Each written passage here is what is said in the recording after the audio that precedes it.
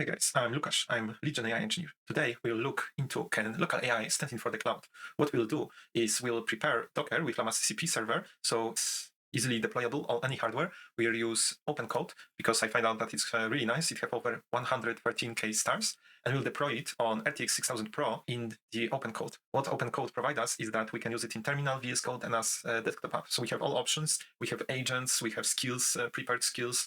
We can completely implement it into our workflow. So we'll find out how it works. And the reason I ask this question is because I read this article on the badge from Deep Learning AI. So the Stanford and Together AI researchers find out that the intelligence per watt, which is defined on this picture as mean task accuracy by mean power draw, increased from 2023 to 2025 by 5.3x. So what it means? It means that local AI deployment start to catch up with the cloud, because cloud is typically most energy efficient because they use big servers and they can optimize inference on a big scale and so on. But what they use here is they check the models with, for example, Qwen models. So what they find out is that the local AI is catching up, typically thanks to the advance in their research in the space that is fully open source. So big shout out to people who contribute there. And of course, they don't compare it to, for example, power draw of OpenAI, because we don't know how much it takes to run these models. But because they don't share all of it, well, we can, for example, say that it's probably quite high. So let's dive in. So now let's quickly overview our resources. As you can see, I use 590 NVIDIA driver version, which is also here.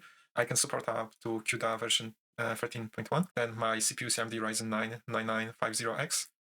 And we have total of 91 gigabytes of the RAM.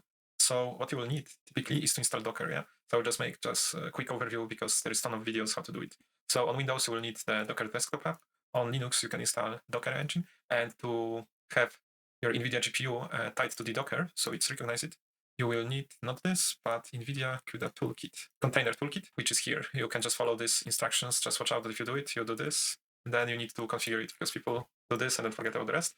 And we'll install also OpenCode. So to install OpenCode, you can just use this curl command in your terminal and to be installed. You can choose whichever version of installation helper you want to use. We can also look into here. So as you can see, there is a terminal option, there is desktop option, and there is also extension ones. So for example, extensions in VS Code can be found here. And if I type OpenCode, you probably see that I already have it installed. Also, for the terminal version and for the desktop app on Linux, you just download the deb files and you install it. So if we go into CD, downloads, and I use fish, so I have auto completion, you can see that I downloaded both of these things. And if you want to install it, you just do the package I and you type the name, and the same could be done for the OpenCode app. And that's basically how I install it. And you need, for example, Ghosty because you need a newer terminal to work with this. And then if you install it, you can have OpenCode like this. So now, before I show you how I configure the Dockers, we can discuss how to find models that suits your hardware. So what I do is there is hardware compatibility option on the Hugging Face that I found out recently. So you provide your hardware, which we can go here. And yes, you have also the GPU poor, GPU rich meter, which I love. So you can configure basically your hardware that you have, your CPU RAM, and so on. And then when you go to the model page, like on Onslaught, you can find out with the green which versions of GGUF you will support. And also maybe quick explanation what is GGUF. GGUF is the most popular format in open source that is used by like llama.cpp and so on. What it provides is that you can quantize the model, so reduce basically its size, because as we can see, it's 122 billion parameter model. So it could take over 244 gigabytes in 16-bit, which was probably the precision that it was trained for. But by reducing its size, we allow it to run on the hardware. It's also typically a bit faster with a bit of accuracy loss, but this is basically something acceptable by the efficiency that we get. So this model format is also used for these engines, not like the ones that we tested before, like VLLM, TensorRT-LLM. Why? Because these inference engines are for GPU-rich users. So basically, when you know you can fit all of the model inside the GPU and multiple GPUs, but that's not realistic for most of the people. And also, it's when you try to scale and you fit everything to GPU, you can scale it in, for example, by splitting the prefill and decode phases like Dynamo do to get increased latency and basically manage more requests at the same time. But for local AI, you maybe sometimes need 4 terminals with 4 agents working together on your hardware if you want, but typically 1 is enough because you run it in the background and then you do other tasks. So I decided to test this model because I was looking for new coding models and that will follow the agents well also. And I also ran this model also from Onslaught, but I show here Bartowski because there is really nice table here. So basically when you choose your size, you also need to look how lobotomized it will be. So for example, I choose K2, K L, which takes 80 gigabytes of VRAM, because I saw at the beginning when I downloaded this model with like, I think Q40, yeah, that I still have a lot of VRAM to spare, so you can actually run this, but probably depends on parameters because you also need to save. Yes, this value is actually, maybe it's good to explain. This value is defining the model weight, but then you need to compute typically Q diagrams and so on. And also you need to save the memory for context. So basically you can think about it like a memory. We discuss it with other videos.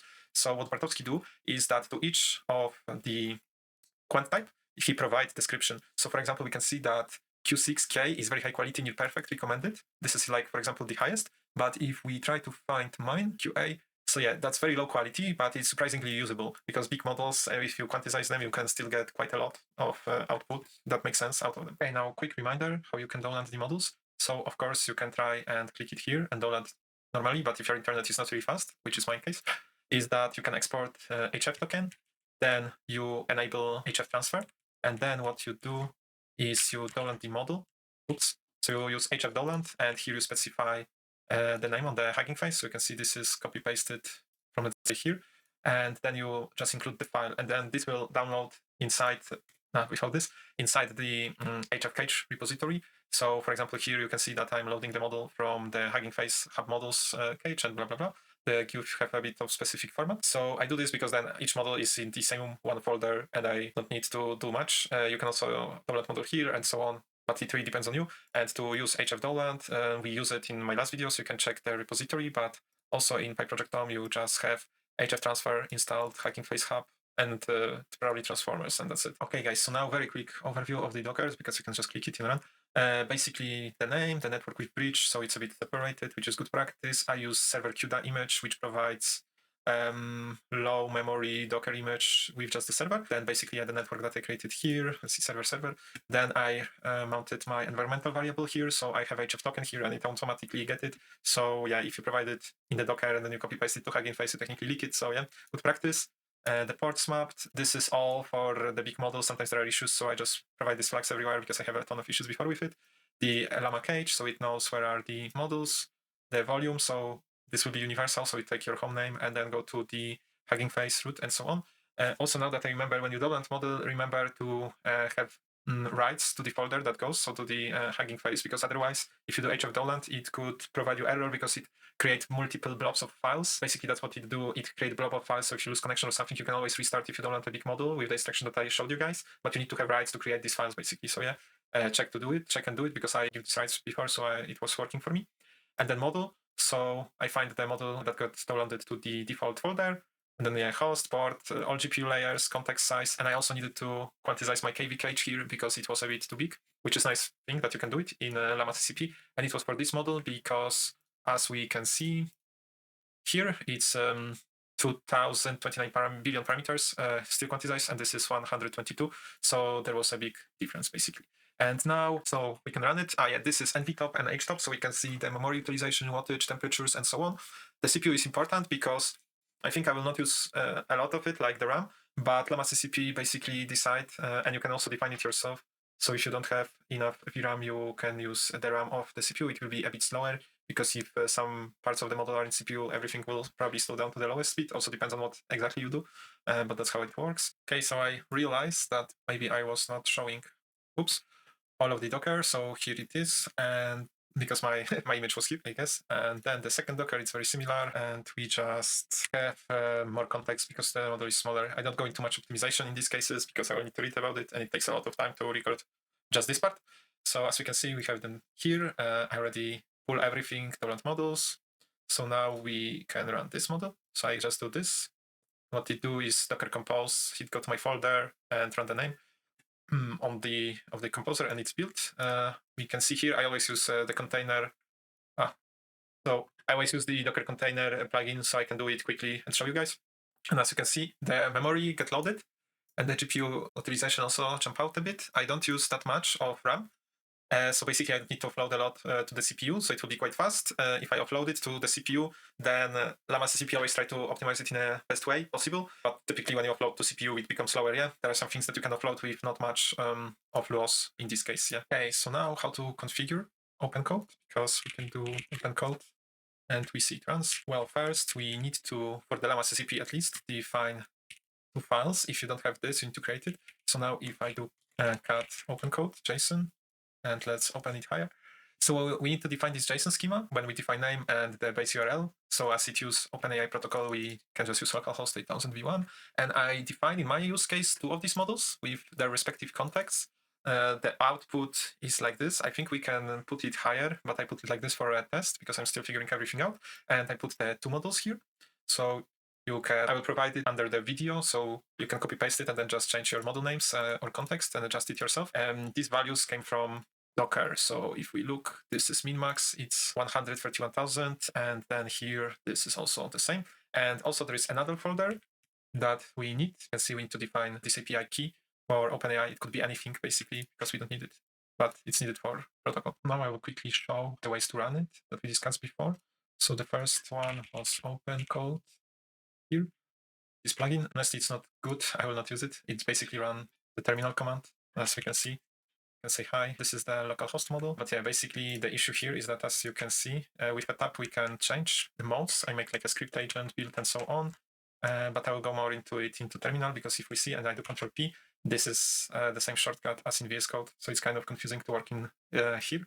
And you can open terminal easily otherwise. When I do OpenCode, we have the same terminal, but I can do Control P. So as you can see, we can switch the sessions. So this is all the sessions that I have. They are saved.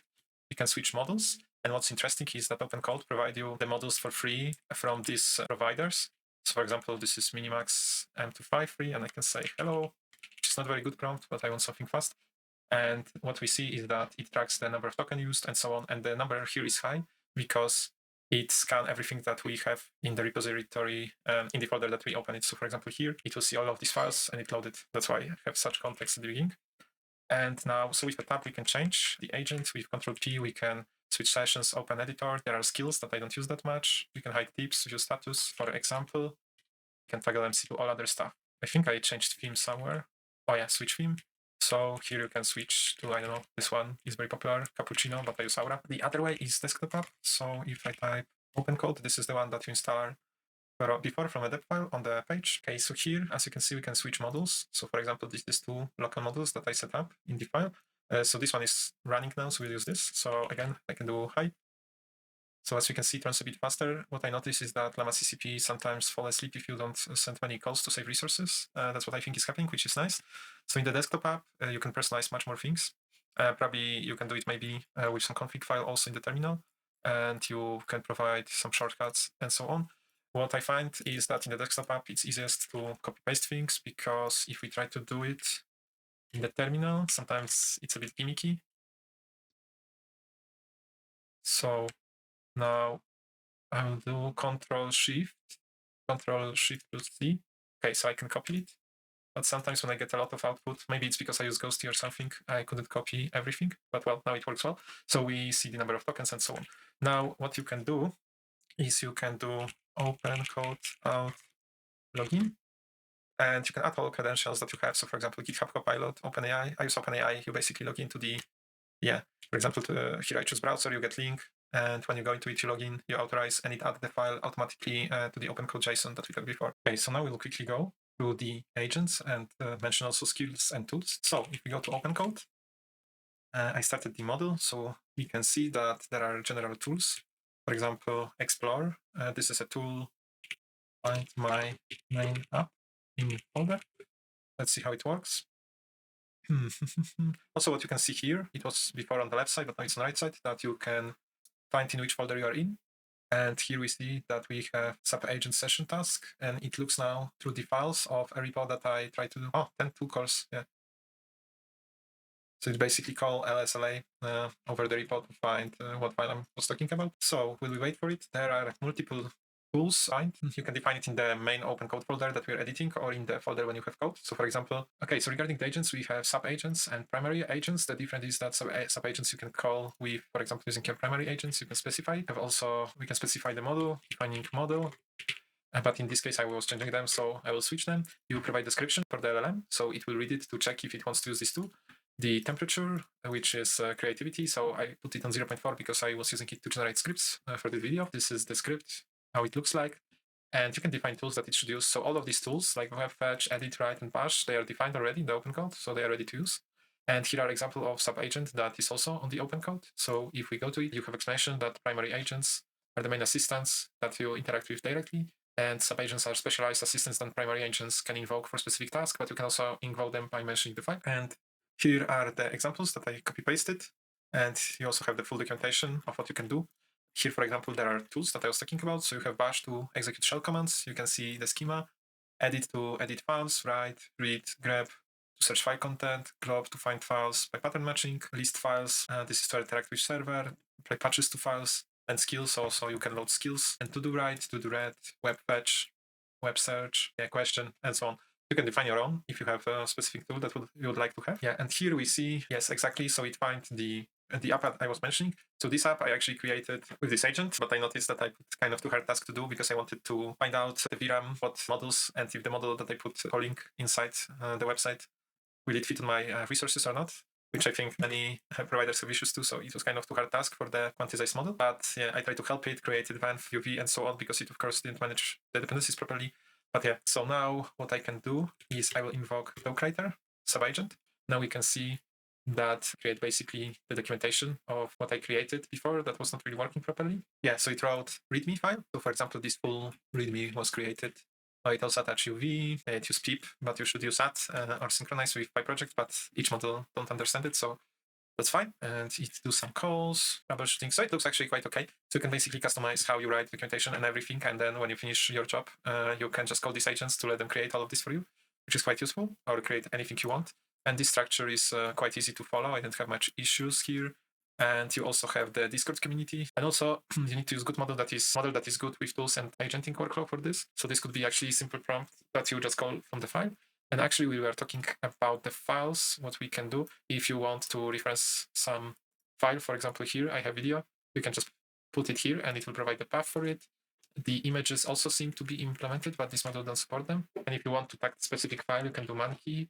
And here, if I type main, like you can see, I can click this and I attach this file. And we also have here, we can attach the full folder. Now I wait till it finish and come back to you guys. Okay, guys, so it finished and I find out why it was so long. So actually it created README, but also the inline docstring for all of the functions. I'm running another agent in the meantime, but as we can see, we have, rendered the main inference endpoint. It looks quite good. This also looks quite good. This actually don't run that well because I tried it, but as example to use these agents, it was quite okay. Create something later. Oh, and sometimes it asks you for permissions, but for example, here I don't want it to read my end file. Actually, because I use a local model, I could let it go through the environmental variable, but I don't like this approach, especially when we run security auditor, so I will not use it. Okay, guys, so I'm back. I actually get it working, which I was surprised, but not on first time. The weird thing is that it starts server for you and then you need to kill it. So I ask it to stop it. So yeah, but let's say I didn't need to do it. I could just do it myself, but I was lazy and I was curious if it worked. And then we have some error that I copy pasted. Basically with visualization, the website was working, but now I click start already to visualize the training. And as we can see, we have some heat map evolution. And now when I do step, we have weight distribution and we generate loss over time visualization and we run multiple epochs.